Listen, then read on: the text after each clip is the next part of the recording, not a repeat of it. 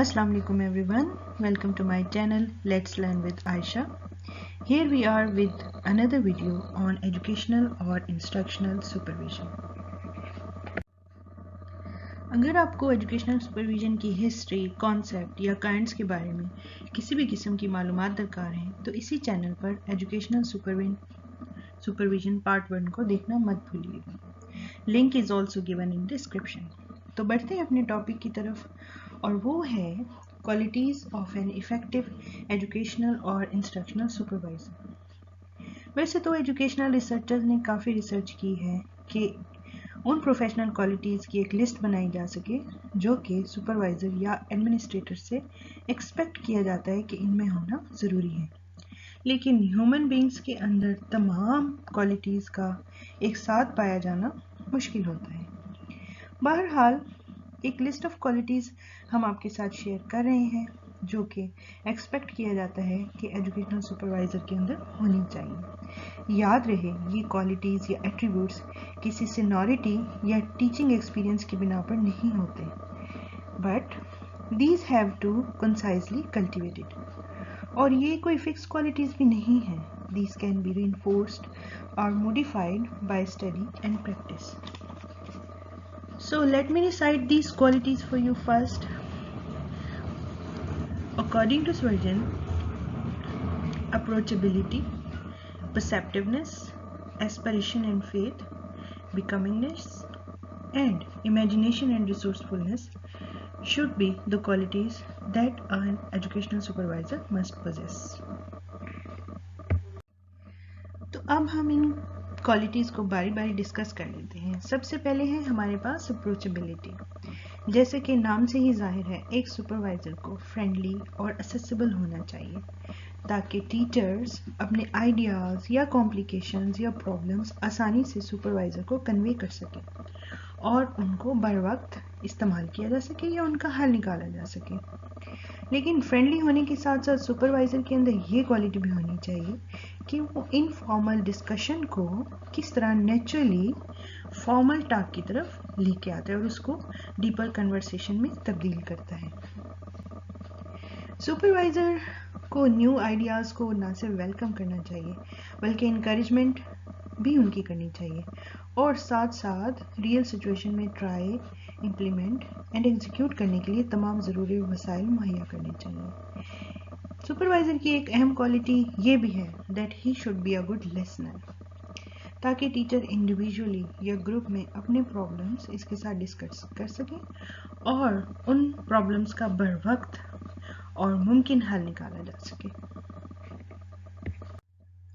So let's move to second characteristics that supervisors or administrators are supposed to possess, and that is perceptiveness.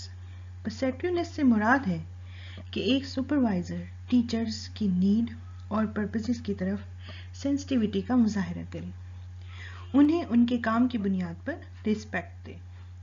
परसेप्टिवनेस एक ऐसी quality है जिसमें supervisor इस तरह के इवेंट्स या एक्शन को पहले से ही देखना शुरू कर देता है जो अभी दूसरों की नज़र में बहुत दूर होना होते हैं.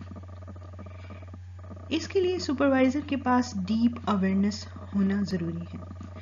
बहुत सारे स्कूल्स या अदर एजुकेशनल इंस्टीट्यूट्स में होने वाली सिचुएशन को बारीक बीनी से समझने के लिए अवेयरनेस का होना बहुत ज़्यादा ज़रूरी है. एक सुपरवाइज़र ना सिर्फ दूसरों के एक्शंस बल्कि अपने एक्शंस और इनके कॉन्सिक्वेंसेस को भी वक्त से पहले समझता है और अवेयरनेस के बगैर ये सब मुमकिन नहीं है. अवेयरनेस के बगैर सुपरवाइज़र कभी भी स्कूल के इन्वायरमेंट या टीचर्स को प्रोडक्टिव वर्किंग के लिए सपोर्ट नहीं कर सकता. नेक्स्ट है हमारे पास एस्पिरेशन एंड फेथ.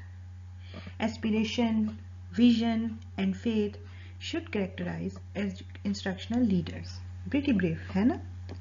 देखिए फेथ और एस्पिरेशन तभी आता है जब एक सुपरवाइज़र अपने नॉलेज को अप टू डेट रखेगा, उसे न्यू स्किल्स और एजुकेशनल ट्रेंड्स का पता होगा, तभी उसमें फेथ आएगा और कॉन्फिडेंस आएगा ताकि वो अनएक्सपेक्टेड चैलेंजेस को मुकाबला कर सके या उनको फेस कर सके और अपनी टीम को उन चैलेंजेस का सामना करने के लिए सपोर्ट कर सके. Second last and most important quality that educational leaders are expected to possess is beckomingness. एक सुपरवाइजर की यूनिक क्वालिटी ये भी होती है कि वो मुसलसल अपने इंस्टीट्यूट की और अपनी टीम की पर्सनल और प्रोफेशनल ग्रोथ के लिए स्ट्राइव करता रहता है. इस क्वालिटी को कहा जाता है बिकमिंगनेस. सुपरवाइजर मुसलसल बेहतर से बेहतरीन के लिए स्ट्राइव करता है.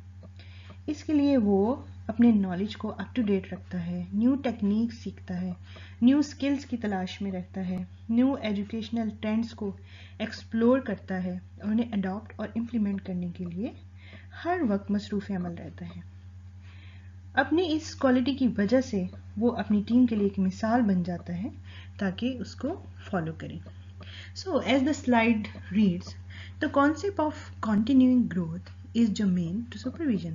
Teachers, supervisors, headmasters, and educational administrators are all in the process of growing, or what Gordon Allport becoming, constantly striving to become better. जी, लास्ट क्वालिटी है एजुकेशनल सुपरवाइजर की, that is imagination and resourcefulness.